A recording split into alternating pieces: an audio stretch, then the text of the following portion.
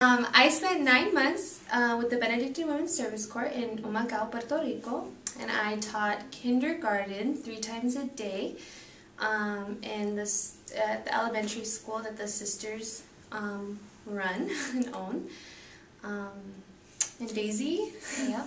During my 9 months in Puerto Rico with the sisters from Monasterio Santa Escolastica, I actually had several tasks. My first semester I was in the computer lab and I worked in the bilingual department, and I also assisted Ashley with one of the kindergarten classes.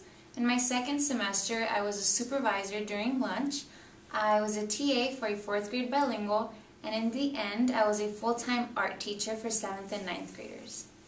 Yeah, I grew up speaking Spanish at home.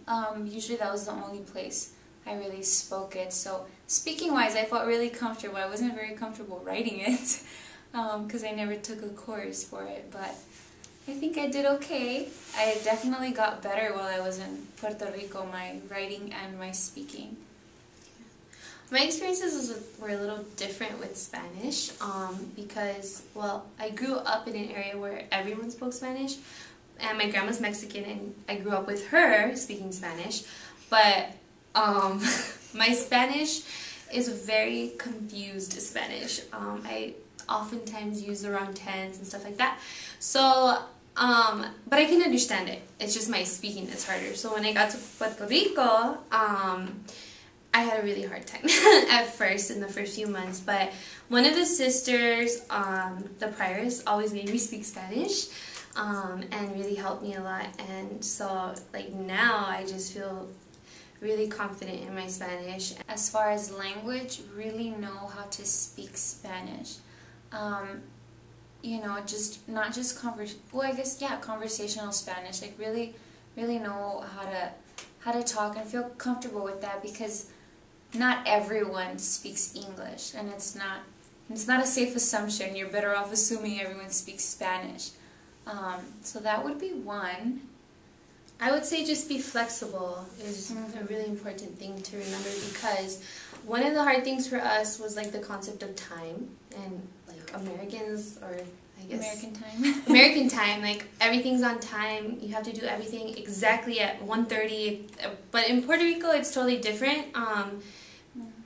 In Spanish you would say no hay prisa, like there's no rush for anything in Puerto Rico. And so, like, if somebody's late, it's not a big deal. And if the sisters say we're leaving at 1, we're probably leaving at 1:30 or 2. And another thing too, going off what Daisy said about speaking Spanish, a few of the sisters speak English, but something to remember, at least something I thought of, was like, I always feel more comfortable speaking in the language that I'm used to, which is English. And so the sisters feel the same way. Like, they speak English, but Spanish is their language, so they open up more when they're speaking in Spanish to you.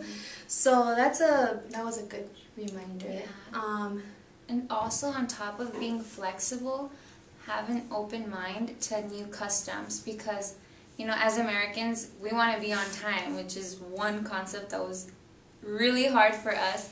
But it's not just time, it's everything. I mean, I think you're better off thinking everything is different and expect everything to be different, and if it's not, take it as a blessing, instead of, you know, going with your own expectations and expecting things to go, because you want to have expectations, but you don't want them to be on concrete, because it can easily change and you have to be open to adapt. Yeah.